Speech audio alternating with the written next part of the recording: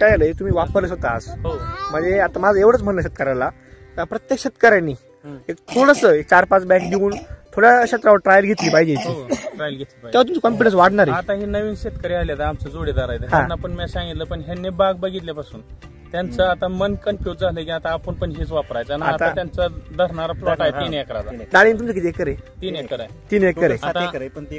3 acre आम्ही धरणार आहे सोबत. आता तुम्ही डाळिंब तुमचं पहिलं वर्ष आहे का? पहिलंच वर्ष आहे ना. तुमची एवढी ग्रोथ होती का ज्यावेळेस लावलं तेव्हा? नाही एवढी ग्रोथ नाही. अजून दुसरा ह्याच्याच बरोबरचे त्याच्या निम्यान झाड आहेत माझे. निम्म्यान झाड आहे नाही सर. ह्यांची बाग ह्या लेवलची बी आहे, धरा आलेली बी आहे आता आणि ह्या लेवलची आहे. दुसरा एक प्लॉट 4 एकरचा प्लॉट आहे ह्या लेवलचा. ह्याच्यापेक्षा लहान तुमचं लागण केलेला ह्याच्याबरोबरच लागणीच आहे. आता सगळ्यात मेन साहेब ऐका ना, आता शेतकरी म्हणतात साहेब ऑर्गॅनिक खर्च जास्त येतो म्हणजे केमिकल पेक्षा खर्च जास्त आहे आणि रिझल्ट नाहीये, रिझल्ट स्लो आहे. त्याबद्दल तुमचं काय मत आहे? त्याबद्दल ऑर्गॅनिकचा खर्च काहीच नाही. 550 रुपयाला कृषीधनचं हे बॅग येते 50 किलो. 10-20 एक पोतं घ्यायचं म्हणलं 1450 रुपये लागतात. त्याबद्दल आपण 3 बॅग येतात. किती बॅग आहेत? 3 बॅग आहेत आपल्या. मी ह्या बागाला आताचा डोस केला. कमीत कमी 100% ऑर्गॅनिक वापरलंच पाहिजे किंवा 90% तर वापरलं पाहिजे. 100% तुम्ही वापरा. अगर दुसऱ्या पिकाला तुमचं कसं 50 मला काय म्हणायचं 80-20 वापरा. मी तर असं म्हणतो आहे माझ्या फिरण्याच्या अनुभवातलं की जी आपली जी फळपीक आहे ती त्या गरज पडली तरच केमिकल दिलं पाहिजे. बरोबर, गरजेनुसार तुम्ही द्या. दिलं पाहिजे. एक शेतकरी साहेब मानसिकता काय झाली माहिती का आता? ह्या पिकाला वॉटर लेवलची काय गरज आहे? काही गरज नाही. वॉटर लेवल दिलं म्हणजे ही कमतोच करण्याचं काम आहे. बरोबर आहे.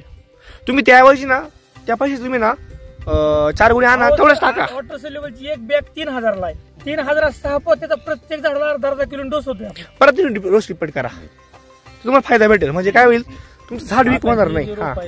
शेजा आता मी 1 जानेवारीला छाटणी करून डोस भरणार आणि 1 फेब्रुवारी पर्यंत तुम्हाला झाड बघायला बोलवतो. 100% साहेब 100%. तुम्हाला त्याच्यातनं दाखवतो अनुभव किती म्हणजे असं.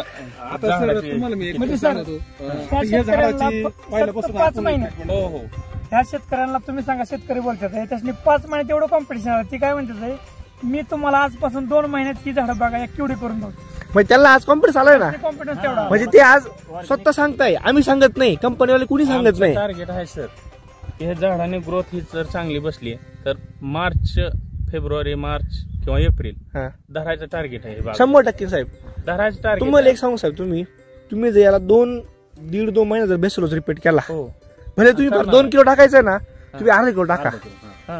त्या लक्षात माझा मुद्दा काय तुम्हाला, तुम्ही 2 किलो टाकायचं तुम्ही अर्धा किलो टाका, पण 1.5-2 महिन्यात बेसलोच रिपीट करा साहेब.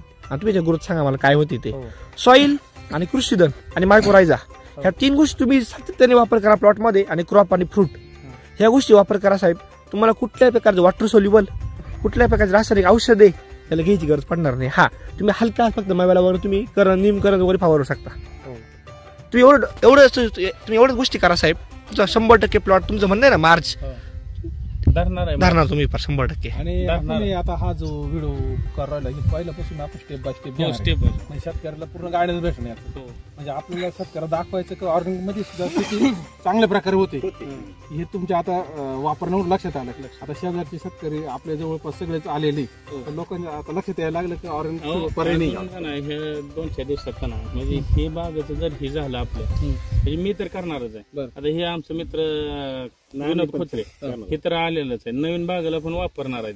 पण ह्याच्या व्यतिरिक्त अजून ह्या बागा 1 महिन्यानं छाटून हे जर झाल्या तर अजून शेजारी माझं जोडीदार आहे मित्र, ती सगळीच येते. म्हणणं काय शेतकऱ्यांचं म्हणणं काय, त्यांचं मित्र आहेत त्यांनी माझ्याकडे बघून नाही यायचं, पिकाकडे बघून. ते बघा साहेब, मी तुम्हाला आग्रह केलेला नाही की तुम्ही हिताची या आणि हीच करू. मी हे बी मित्राला नाही सांगितलेलं. आणि ते ताटे म्हणून आमचा मित्र आहे, तुम्ही सकाळी बाग बघितली, त्यांना सुद्धा सांगितलं. आपल्या मनाला आता ही माझा सका चुलत भाव आहे तरी मी ह्याला सांगितलं नाही. विचारा तुम्ही समोरासमोर. मी त्याला म्हणलं नाही की बेस डोस ही वापरा ही करा. त्यांनी ज्या वेळेस हे बघितलं आणि वापरलं, मी वापरलेलं बघितलं, त्यावेळेस मला नाही विचारता त्यांनी स्वतः दुकानदाराकडे गेले आणि त्यांच्यावर वापरलं. मला कसलंच विचारलेलं नाही. मी समोर तुम्हाला हे करतो. म्हणजे 4 दिवसाचा फरक आहे माझ्या बागात आणि त्यांच्या बागात. एक सांगतो तुम्हाला साहेब, नाही साहेब एक सांगतो तुम्हाला, आता एक सांगतो तुम्हाला, कोणतीही गोष्ट मी तुम्हाला मागाशी तेच बोललो, डोळ्यांनी बघितलं शेतकरी विश्वास ठेवत नाही.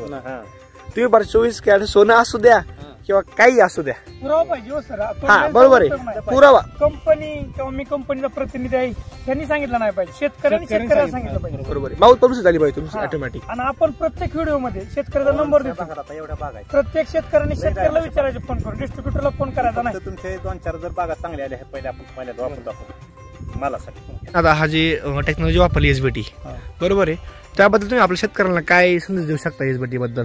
एसबीटी वापरावा असं माझं म्हणणं आहे. सगळ्या म्हणजे शेतकरी बांधवांना विनंती आहे की एसबीटी वापरावा आवर्जून, कारण का कमी खर्चात चांगलं उत्पन्न भरघोस उत्पन्न रिझल्ट येते, रिझल्ट बी येते. अच्छा, ओके. स्वतः अनुभव घ्या मग खात्री करा. थोड्या 10 एकरपेक्षा तुम्ही ना, ज्या शेतकऱ्याला ही शेतकरी आहेत का ह्यासनी एक 10-12 एकर शेत आहे, बरोबर आहे.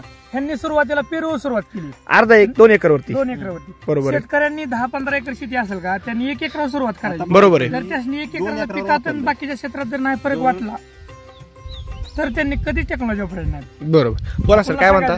2 एकरावरचं त्यांनी आता 6 एकरावर वापरायला चालू केलं. 2 एकर 6 एकरावरती, 6 एकराचं 12 एकर जाणार आहे आता. त्यांच्या 6 एकरामुळे त्यांचा भाव पुढे 6 एकरावर गेला ना. म्हणजे एक पुढे वाढत चाललंय, बरोबर आहे. आता केळी करणार आहे तो केळीमध्ये वापरणार, बरोबर. आता ते शेतकरी आता आपले मित्र आहेत आपले, बरोबर आहे, ते तुमचा व्हिडिओ बघतील, त्या तुमचा नंबर फोन करूशी वाटला, तुमचा नंबर सांगता, फोन नंबर. माझे नाव रणजित सौदागर साळुंखे, राहणार कन्हेरगाव, तालुका माढा, जिल्हा सोलापूर. माझा मोबाईल नंबर 9158 96 30 55. ओके. आणि सर तुमचं एकदा शॉपचं नाव, ऍड्रेस? शॉपचं नाव भूमी अॅग्रो, कंदर, पांडुरंग पेट्रोल पंपासमोर. माझं नाव ज्योतिराम ताटे. ओके, धन्यवाद सर. धन्यवाद.